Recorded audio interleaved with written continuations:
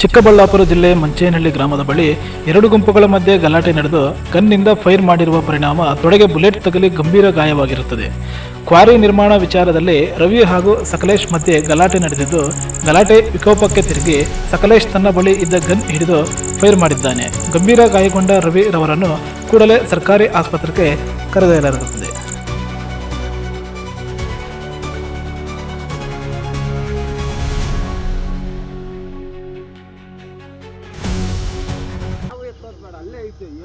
ಅಲ್ಲೇ ಇರಲಿ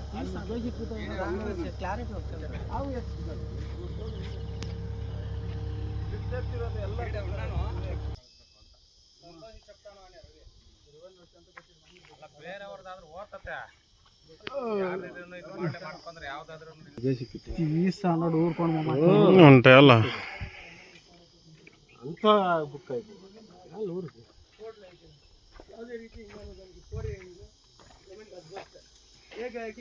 ಮಾಡಪ್ಪ.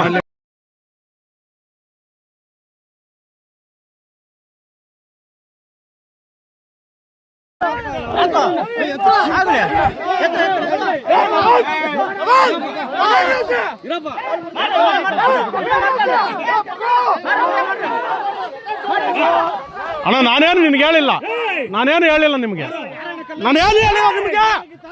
ಲಾಯರ್ ಅವ್ರೆ, ಆಯ್ತು ಲಾಯರ್ ಇದ ನೋಡ್ರಿ.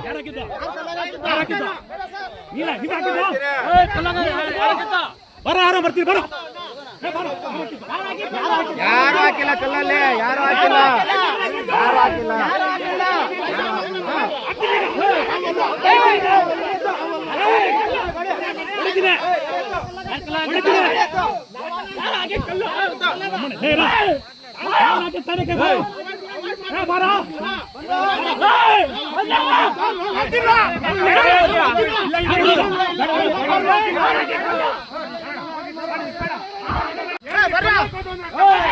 ನಾನು ಮಕ್ಕಳ ಈಗ ಇವ್ರು ಹಾಕಿಲ್ಲ, ನಾವು ಹಾಕಿಲ್ಲಣ್ಣ, ನಮ್ಮ ತಾಯಿ ಸತ್ವಾಗ್ಲೂ ಹಾಕಿಲ್ಲಣ್ಣ.